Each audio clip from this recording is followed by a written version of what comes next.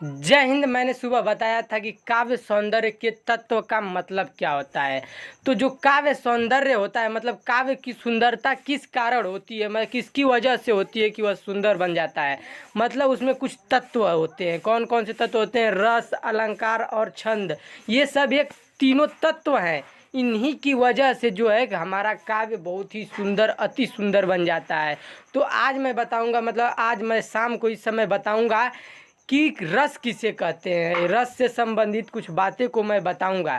तो उससे पहले अगर आप मेरे चैनल पर नए हैं तो मेरे चैनल को सब्सक्राइब कर लीजिए और आल के बटन पर प्रेस कर दीजिए। आल वाला जो घंटा का बटन है उसको भी दबा दीजिए, जिससे कि मेरा वीडियो सबसे पहले आप तक पहुंचेगा। तो चलिए वीडियो स्टार्ट करते हैं, जानते हैं कि रस किसे कहते हैं। कविता, कहानी, उपन्यास आदि को पढ़ने या सुनने से एवं नाटक को देखने से जिस आनंद की अनुभूति होती है उसे ही रस कहते हैं। मतलब अगर आप कविता पढ़ रहे हैं या कहानी सुन रहे हैं या नाटक को देख रहे हैं, अगर उसमें आपको जो खुशी मिलती है, आनंद की अनुभूति होती है, मतलब आनंद प्राप्त होता है, आनंद महसूस होता है, खुशी महसूस होती है, तो उसी को रस कहा गया है, उसी को रस कहते हैं। ये आम का रस और ऑरेंज जूस और मैंगो जूस को नहीं कहा गया है। इसमें रस पाया जाता है। जैसे कविता को पढ़ने में जो आनंद की अनुभूति होती है उसी को रस कहा जाता है। फिर यह आनंद जो राग है, आनंद राग में द्वेष से मुक्त होता है। ये जो आनंद राग द्वेष से मुक्त होता है, ये जो मतलब आनंद की प्राप्ति होती है, इसमें द्वेष बिल्कुल नहीं होता है। बिना विरोध, मतलब द्वेष का मतलब किसी से विरोध नहीं करना और न किसी से दुश्मनी करना, ये इस सबसे मुक्त रहता है। तभी ये आनंद का मतलब ये आनंद की प्राप्ति होती है। आनंद में द्वेष बिल्कुल नहीं होता है, इतना समझ लीजिए। इसमें व्यक्तिगत सुख दुख के भाव नहीं होते हैं।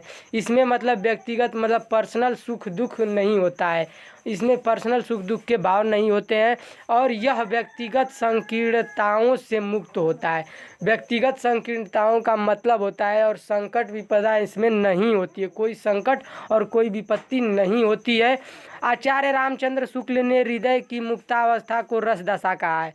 आचार्य रामचंद्र शुक्ल जी को आप सभी जानते होंगे, उनके बारे में पढ़े होंगे।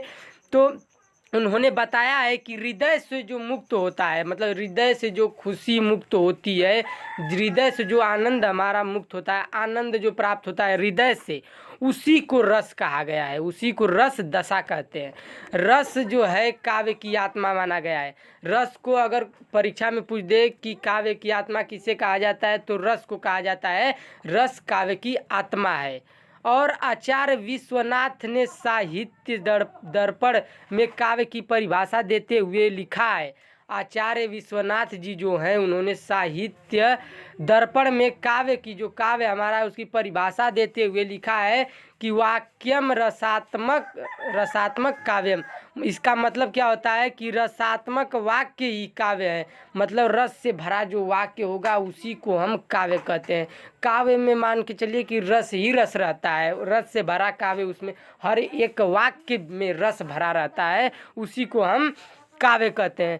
रस की निष्पत्ति के संबंध में भरत मुनि ने नाट्यांश में व्याख्या की है। मतलब जो रस की जो उत्पत्ति हुई, निष्पत्ति का मतलब उत्पत्ति के संबंध में जो भरत मुनि जी थे, इन्होंने नाट्यांश शास्त्र जो है, नाट्यांश शास्त्र एक ग्रंथ का नाम है, इन्होंने उसको लिखा था। उसमें व्याख्या की है कि विभाव अनुभाव व्यभिचारी संयोगाद्रस निष्पत्ति है। इसका मतलब होता है, अर्थात इसका मतलब विभाव, अनुभाव और व्यभिचारी भावों से के संयोग से रस की निष्पत्ति होती है। मतलब इतना बड़ा शब्द देखकर आप लोग घबराइए ना, इसमें कई सारा शब्द जुड़ा है। इसमें विभाव जुड़ा है, देखिए पहला में लिखा है विभाव, दूसरा लिखा है अनुभाव, फिर तीसरा इसमें शब्द जुड़ा है व्यभिचारी भाव और शब्द जुड़ा है व्यभिचारी भाव, फिर उसके बाद संयोगाद्रस निष्पत्ति है।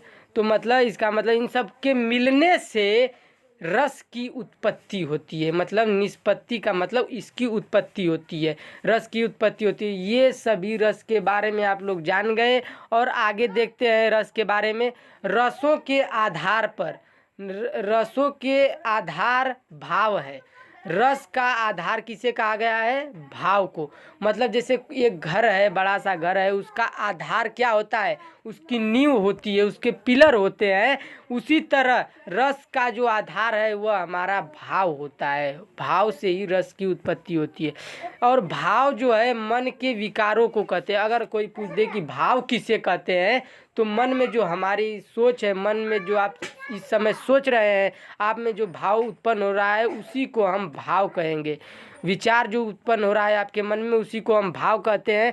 ये दो प्रकार के होते हैं। तो भाव कितने प्रकार के होते हैं? अस्थाई भाव और संचारी भाव, दो प्रकार के होते हैं। और यही काव्य के अंग कहलाते हैं। इसे क्या कहते हैं? काव्य के अंग कहते हैं। साफ साफ लिखा है, यही काव्य के अंग कहलाते हैं।